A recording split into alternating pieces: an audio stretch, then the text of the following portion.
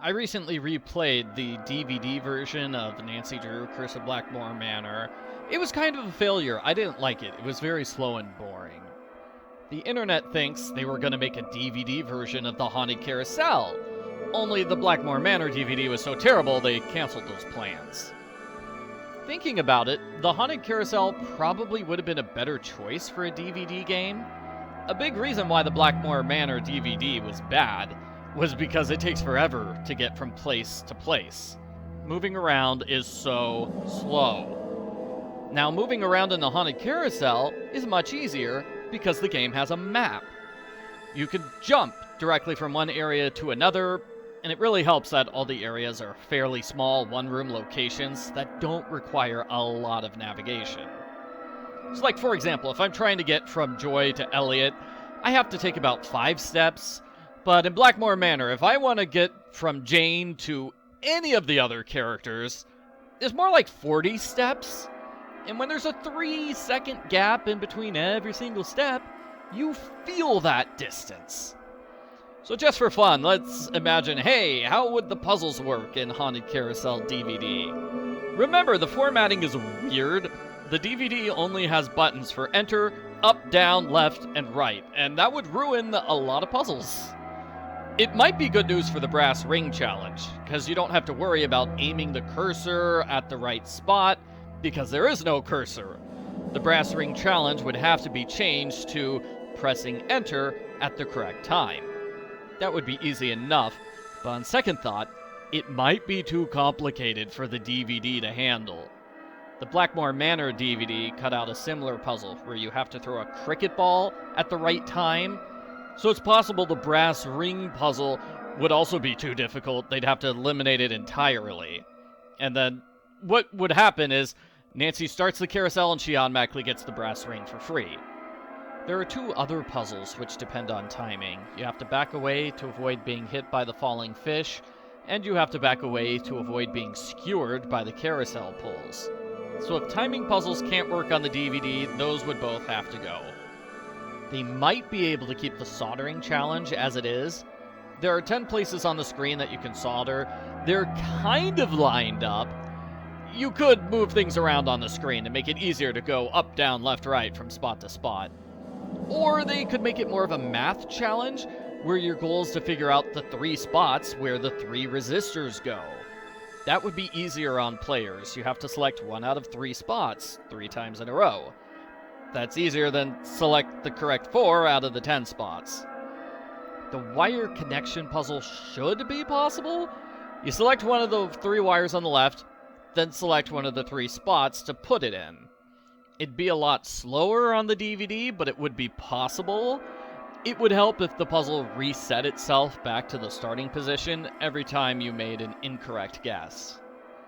Swimmer's Itch is a slider puzzle. That would not work in DVD format at all. You cannot freely move pieces in multiple directions. Blackmoor Manor DVD got rid of all slider puzzles, so they'd probably have to change it. What Blackmoor Manor DVD did with the plant puzzle is, oh, here are 3 spots where you can put the plant. Here are 5 spots where you can put the plant. They'd probably do that. So this puzzle would be a series of selecting which of the 3 highlighted pieces is the one you want to move. With Squid Toss, they would probably keep the power meter on the left, which is really simple to navigate on the DVD format. You just select 1 of 5 things on a vertical list. Selecting left and right on the aiming device is a little tougher, but doable. Maybe they would change the aiming thing, so it looks more like the power meter, where you're just picking from a list of 5. There are 2 puzzles where you have to type. You have to type in the name Glory, and type to get Barnacle Blast running. So in Blackmoor Manor, they did this by having a keyboard appear on the screen, and you have to move letter by letter across the keyboard.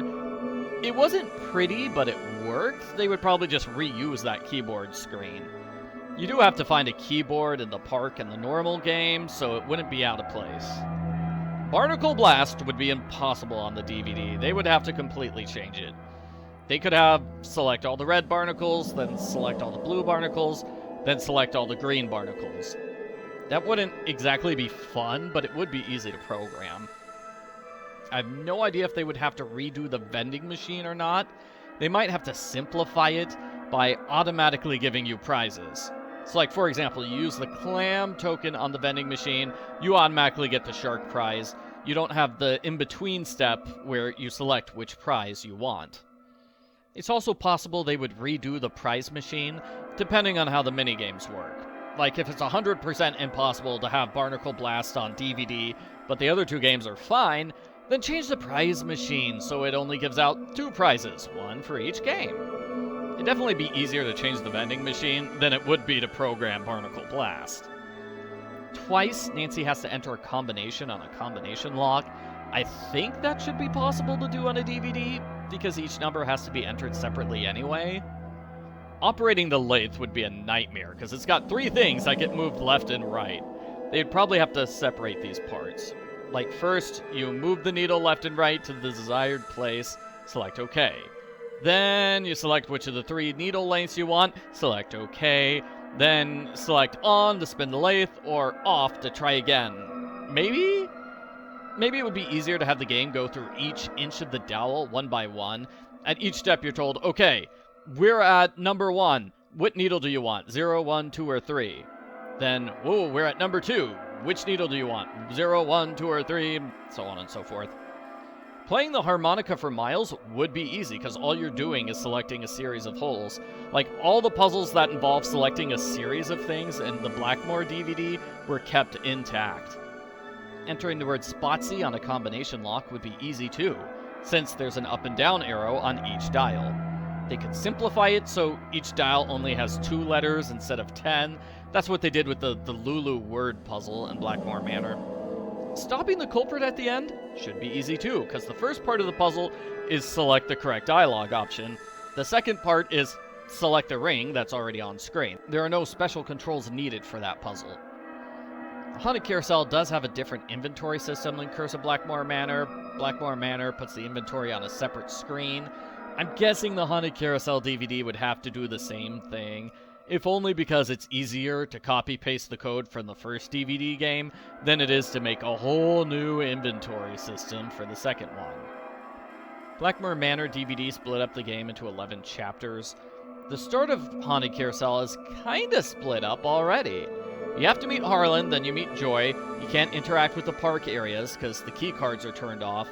Selecting the key card every time you visit a park area is a pain in the normal game. It would be more of a pain in the slow DVD version.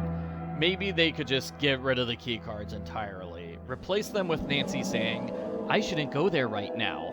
That serves the same function of not letting her reach certain areas too early. Anyway, you can't interact with the park areas because the key cards are off, which forces you to visit Ingrid, and when you first visit Elliot, he makes you go to Joy's office where you meet Miles, and then Miles starts the riddle storyline after the roller coaster stuff. My point is that there's already kind of an order that you have to do things in when you're playing the Haunted Carousel, so it would be less distasteful for the Haunted Carousel DVD to be split up into 11 separate sections. As long as the game doesn't do anything weird, like not visiting the carousel until chapter 9 of 11, then it should be fine. Those are my thoughts on how they would make a DVD version of the Haunted Carousel. Leave a comment if you have any ideas. People say there were also plans to do a DVD version of Last Train to Blue Moon Canyon, so I made a video talking about what that game would be like.